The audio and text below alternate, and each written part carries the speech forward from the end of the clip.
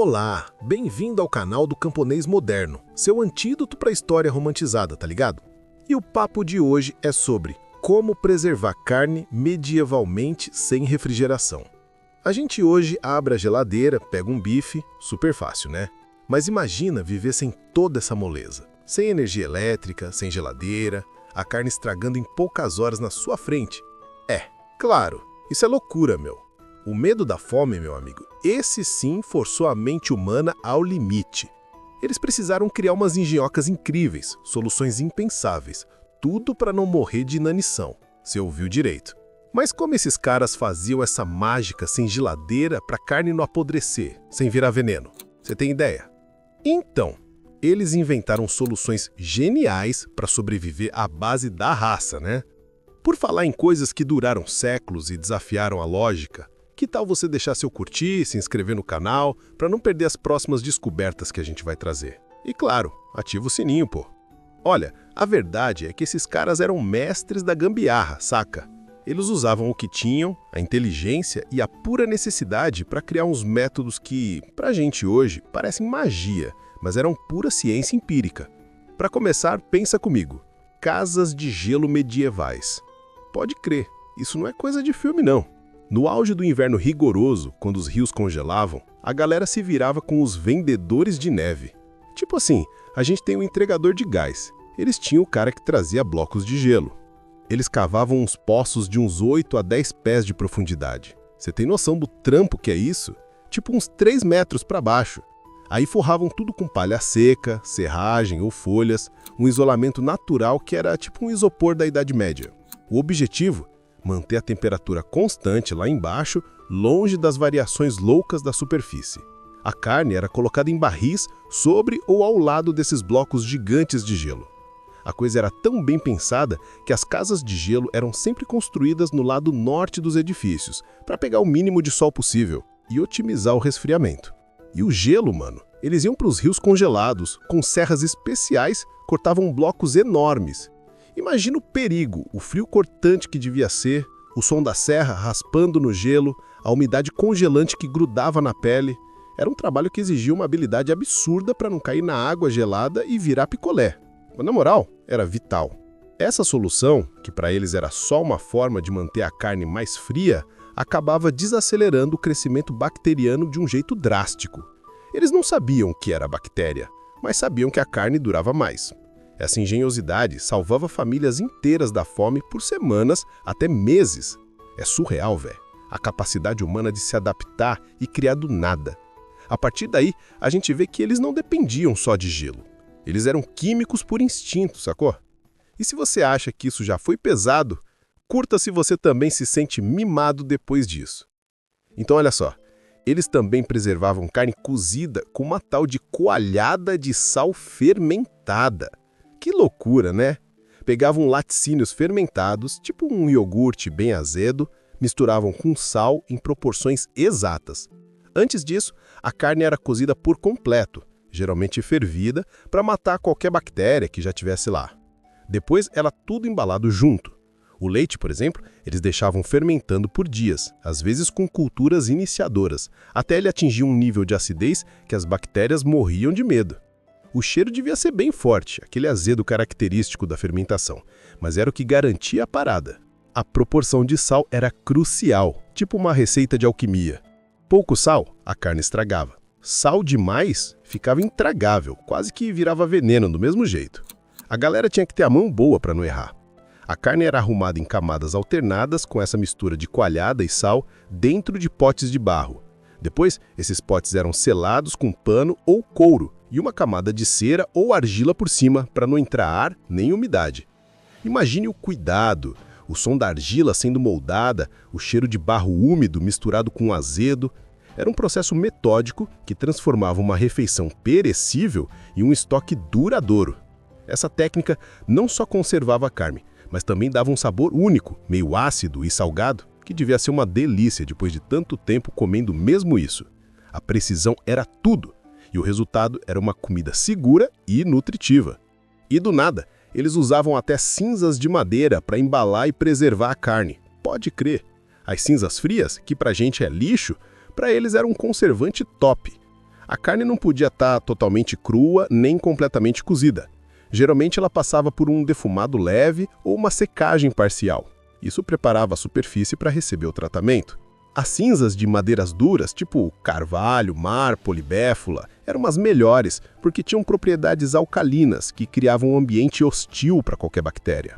Pensa nisso aí. Cinzas que absorviam a umidade e ainda por cima impediam o crescimento de micro-organismos.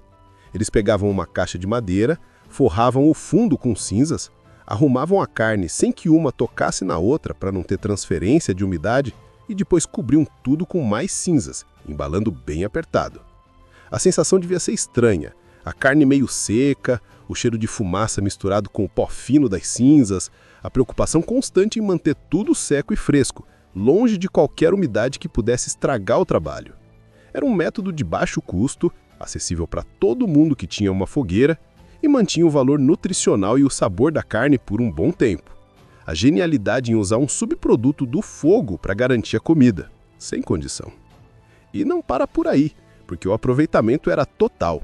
Eles criavam linguiças de sangue secas como uma fonte de proteína que durava pra caramba.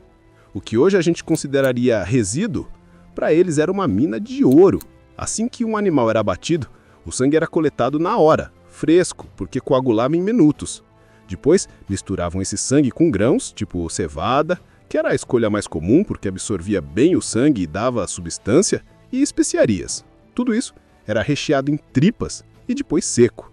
O sal era crucial para tirar a umidade e impedir as bactérias, e o alho entrava com as suas propriedades antimicrobianas, dando um toque a mais de segurança e sabor. A cevada não só ligava os ingredientes, mas também adicionava fibra e energia. E a gordura, geralmente de porco, tinha que ser equilibrada com maestria. Pouca gordura, a linguiça ficava seca e quebradiça. Muita gordura, rançava rápido. Os medievais tinham que ser verdadeiros chefes e engenheiros ao mesmo tempo, saca? O cheiro metálico do sangue fresco, o som da mistura sendo trabalhada, o toque da gordura, tudo isso se transformava em um alimento que era uma tábua de salvação em tempos de escassez. Essas linguiças eram vitais, garantindo que nenhuma parte do animal fosse desperdiçada e que a proteína chegasse à mesa por meses. É a prova de que a necessidade realmente aguça a engenhosidade humana. E não para por aí, porque os medievais eram mestres em usar o ambiente ao seu redor, tipo assim, transformando um ecossistema inteiro num refrigerador natural. Você tem noção? Pensa nos pântanos de tufa do norte da Europa. Aquilo que pra gente é só um brejo, pra eles era uma despensa gigante. A galera descobriu que, se selassem a carne em recipientes bem fechados e submergissem tudo na água fria e ácida desses pântanos, a carne durava meses. Isso porque esses lugares têm um ambiente naturalmente super ácido e com quase nada de oxigênio. É tipo o paraíso para conservar, mas o inferno para a bactéria. Elas simplesmente não conseguiam sobreviver ali. Imagine o cheiro úmido e terroso do pântano, o silêncio pesado da água escura e a sensação do saco de couro resistente sendo mergulhado lentamente, sabendo que ali estava a garantia da próxima refeição. A vedação, então, era a chave, o segredo do sucesso. Sacos de couro eram a escolha número 1. Sabe por quê? Eles eram naturalmente resistentes à água, super flexíveis para aguentar a pressão lá embaixo e ainda por cima davam conta da acidez do pântano sem se desfazer. As comunidades irlandesas, por exemplo, eram mestres nesse rolê, passando as técnicas de geração em geração. Eles não só conservavam carne, mas também manteiga e queijo, tipo uma geladeira orgânica gigante que funcionava perfeitamente. Isso mostrava uma conexão bizarra e eficiente com a natureza, uma inteligência que a gente hoje nem imagina. É surreal, velho, a capacidade humana de se adaptar e criar do nada. Essa técnica, que para nós parece coisa de outro mundo, era a salvação para manter a comida segura e nutritiva, garantindo a sobrevivência em tempos de escassez. Mas a genialidade não parava por aí. Eles também tinham um jeito muito louco de cozinhar e preservar a carne usando um método que parece coisa de acampamento raiz: cozinhar com pedras quentes e selar com óleo ou gordura. Pensa comigo, Comunidades que não tinham acesso a panelas de metal. O que faziam? Aqueciam pedras até ficarem incandescentes, tipo brasa viva, e jogavam essas pedras na água dentro de sacos de couro, que eram mantidos molhados para não queimar. A água fervia e cozinhava a carne. As pedras, meu amigo, tinham que ser as certas. Pedras densas e secas, tipo as de encosta, eram as preferidas. Pedras de rio, nem pensar. Elas podiam ter água dentro e explodir com o calor. Você tem noção do perigo? Imagine o barulho das pedras estalando no fogo, o brilho avermelhado delas e o chiado violento quando eram jogadas na água. A carne, depois de cozida, era selada com óleo ou gordura igual ao método anterior e podia durar semanas ou até meses.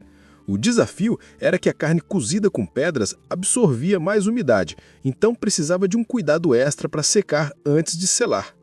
Era uma solução simples, mas brilhante, que garantia comida segura mesmo para quem tinha poucos recursos. Essa adaptabilidade, essa capacidade de usar o que a natureza oferecia para sobreviver é de tirar o chapéu. Isso mostra o quanto a necessidade era a mãe de todas as invenções. E essa necessidade, meu amigo, ia muito além de uma invenção. Era a diferença brutal entre a vida e uma morte lenta por inanição. Eles não buscavam conveniência, mas sim a sobrevivência diária. Cada técnica era um grito desesperado contra a fome. Assombrava cada inverno, cada colheita perdida. No fundo, o ser humano é engenhoso quando a corda aperta de verdade. A gente se vira, não importa o quão nojento ou trabalhoso o método, contanto que a barriga encha, qualquer coisa serve.